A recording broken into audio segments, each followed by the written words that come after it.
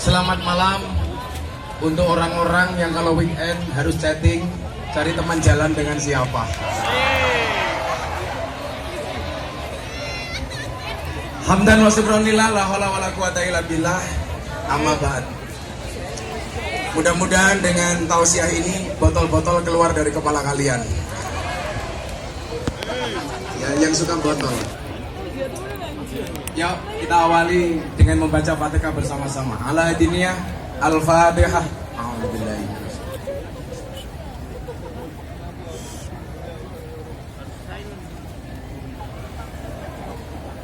Amin. Kawan-kawan begini. Saya mencatat orang itu kena masalah atau sakit biasanya disebabkan karena 4 hal. Yang pertama pola pikir, yang kedua pola hidup, yang ketiga pola makan, dan yang keempat kakaian pola. Biasanya begitu.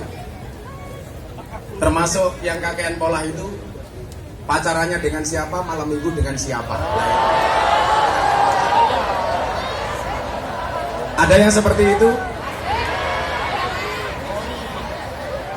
Maka kalau kamu punya cowok seperti itu, kamu ingat, kenapa sholat jenazah itu tidak ada rukuknya?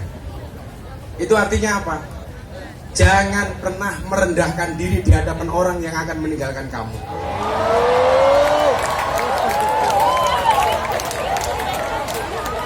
Betul? Gak penting kamu weekend dengan siapa, lebih penting malam pertama dengan siapa.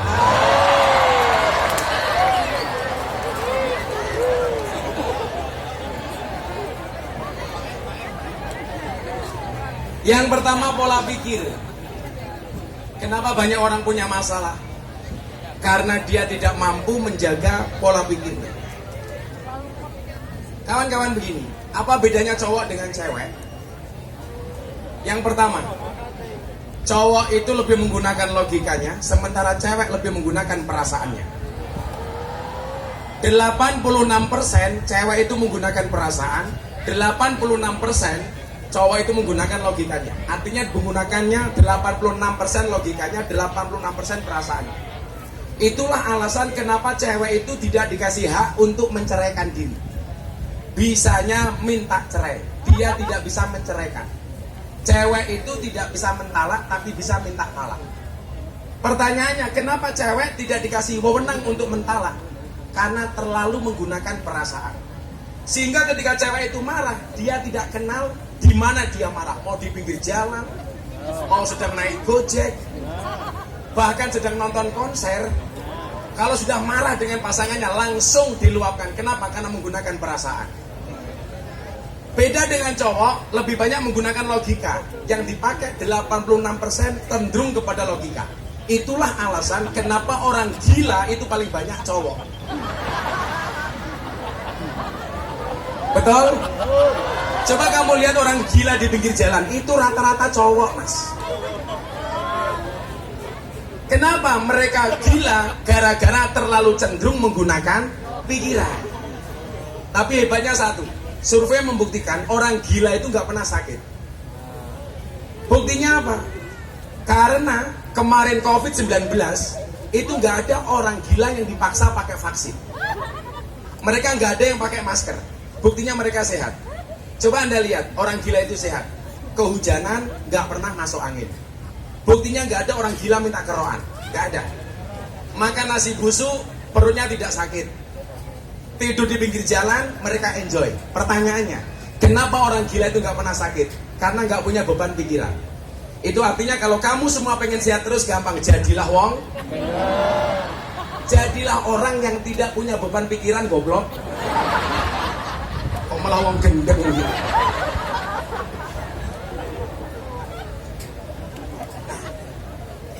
Saya mau lebih berbicara soal lebih dari itu.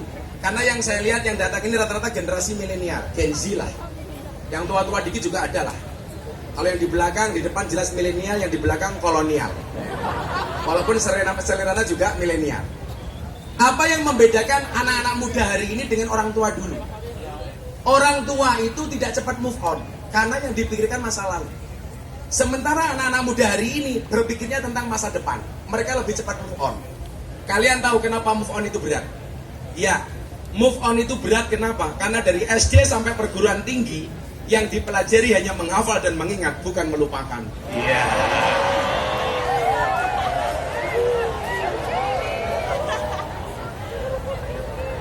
Maka ingat, move on itu pilihan, gagal move on itu cobaan, pura-pura move on pencitraan. Ya.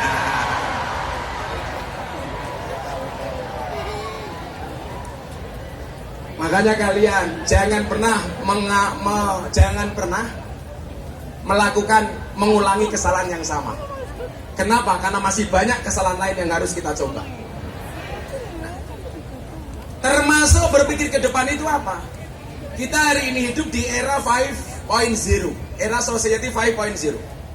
Di era ini, kalau kamu pengen eksis, tolonglah, jangan hanya menjadi follower, kalau bisa trendsetter. Jadilah, kalau dalam bahasa Nahwu itu apa? Mu'rab bukan mabni, dinamis bukan statis. Harusnya menjadi imam, jangan hanya makmum. Menjadi pribadi yang optimis bukan pesimis. Apalagi sekarang munculnya artificial intelligence. Manusia bisa kalah ketika kita tidak punya pribadi yang dinamis. Apa bedanya orang optimis sama pesimis? Orang optimis itu melihat peluang dalam masalah, sementara orang pesimis melihat masalah dalam peluang. Kita harus menjadi orang yang optimis menatap masa depan. Jangan kemudian kekurangan kita menjadikan kita insecure, gak percaya diri. Ah, saya bisa apa? Kamu salah.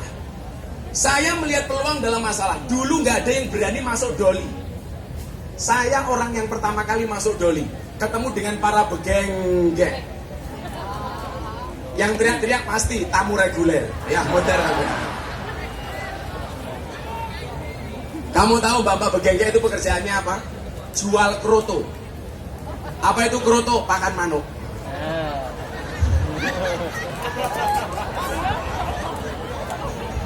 Gak bahaya tah? Paling malaikatnya bilang pelan-pelan Pak Sopir gitu. Mending pelan-pelan Pak Sopir daripada kamu. Saya pikir pelan-pelan Pak Sopir, ternyata pelan-pelan kamu meninggalkan aku. Ya.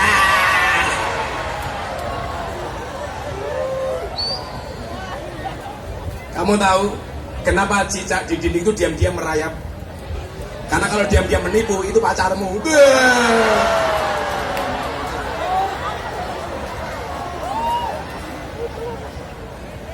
Cuaks. Nah itu kalau cowok Jogja sih. Kalau cowok Surabaya insya Allah lebih parah. Nah, berkaitan dengan pola pikir ini, cowok memang lebih jago dibandingkan cewek. Tapi yang perlu kamu ingat adalah kesempatan kita untuk maju ke depan tidak mengenal cowok atau cewek. Siapapun yang bisa mengambil peluang dalam masalah, dia akan menjadi orang pemilik masa depan. Maka saya bilang apa? Orang yang terus belajar, dia akan menjadi pemilik masa lalu. Dan orang yang berhenti belajar, dia akan menjadi pemilik, orang yang terus belajar, dia akan menjadi pemilik masa depan. Tapi orang yang berhenti belajar, dia akan menjadi pemilik masa lalu. Maka ingat, kemarin teman-teman BTV bilang sama saya begini, Gus, ada konser di Surabaya. Kebetulan saya ada jadwal di Surabaya. Mampir dong sebentar. Hah? Kenapa? Harapan. Gue ngomong apa kamu cocok.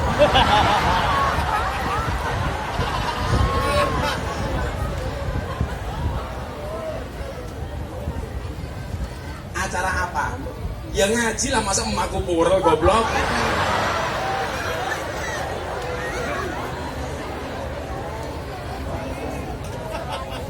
Orang yang niat belajar, dimanapun dia akan mendapatkan pelajaran.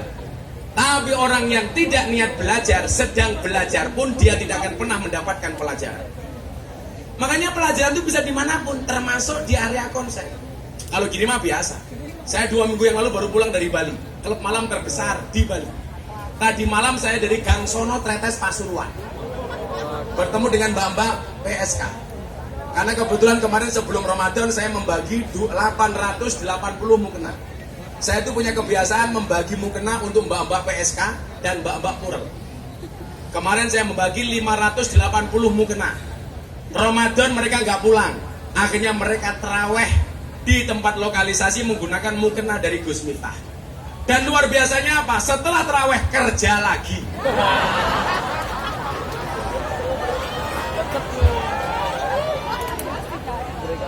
Selesai kerja, mereka saya tanya, gimana mbak, laku apa enggak? Alhamdulillah bah, laku. Kok bisa? Iya bah, berkah Ramadan. Matanya.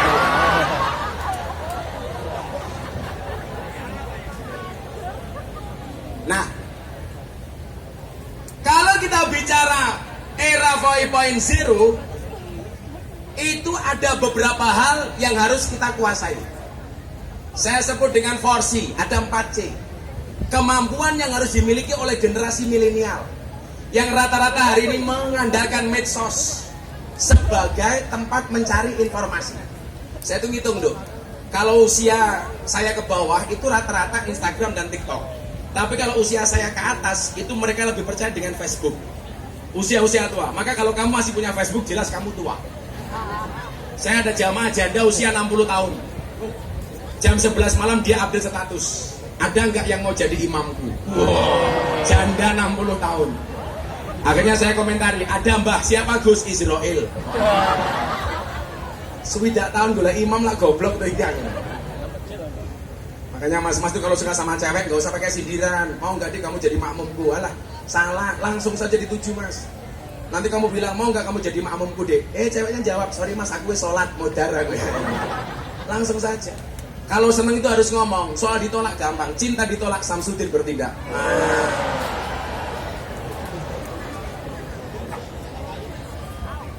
Tenan. Ya kalau kamu cintanya ditolak, pakai quote-nya Gus Miftah. Jika surat Yusufku tidak mampu meluluhkan hatimu, izinkan ku lantunkan surat Yasin sebagai penutup kisah hidupmu.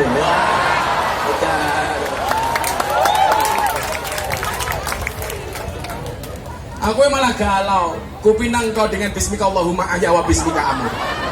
Kenapa? Karena aku sadar diri memilikimu hanyalah sebuah mimpi.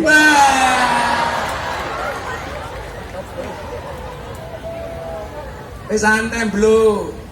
Doa itu yang keren-keren dikit lah. Ya Allah, jika dia jodoh orang, aku juga orang ya Allah. Amin. Cah lanang nangis. Cowok dengerin. Kalau kamu yakin jodohmu diatur oleh Tuhanmu, jangan pernah sekali-kali kamu tumpahkan air matamu di hadapan wanitamu. Kayaknya aku tak bisa hidup tanpamu, goblok. Cewek juga begitu, Nduk. Ngakunya muslimah, sukanya melumah sambil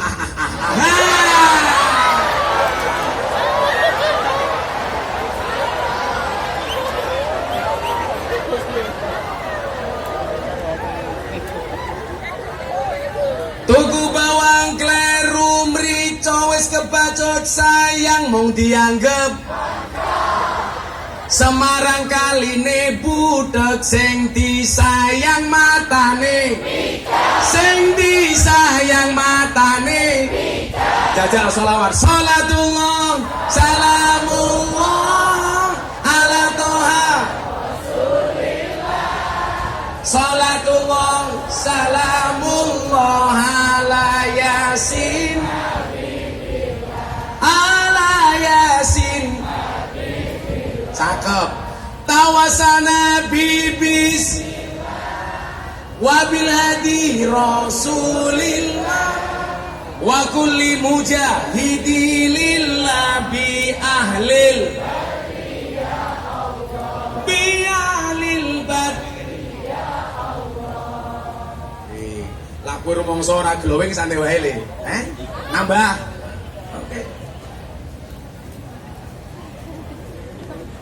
Ipet-ipet gorengan kopi diseret sapi. Amit-amit bocah saiki durung ijab wis wani ngeloni. Durung ijab wis wani ngeloni. Bocah sing iki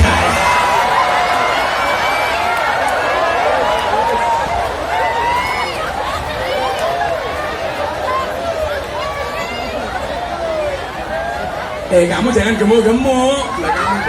Cowokmu itu loh. Kamu iya kamu. Delok HP ini crossing gaya. Kamu jangan gemuk-gemuk. Nama kamu siapa? Satria. Surabaya kedatangan Gus Miftah. Mas Satria lumayan gagah. Ada gajah adus ning belik, najan gagah manuke cilik.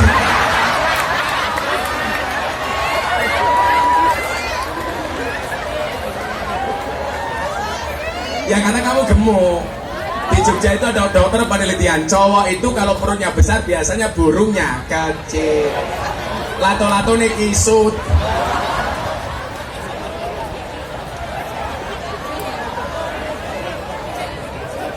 Ya wes, ini saya jomblo. Buta ijo mangane bantal, rokok kretek sandinge kopi. Dadi jomblo rasa jual mahal, selak tuwek ora payu.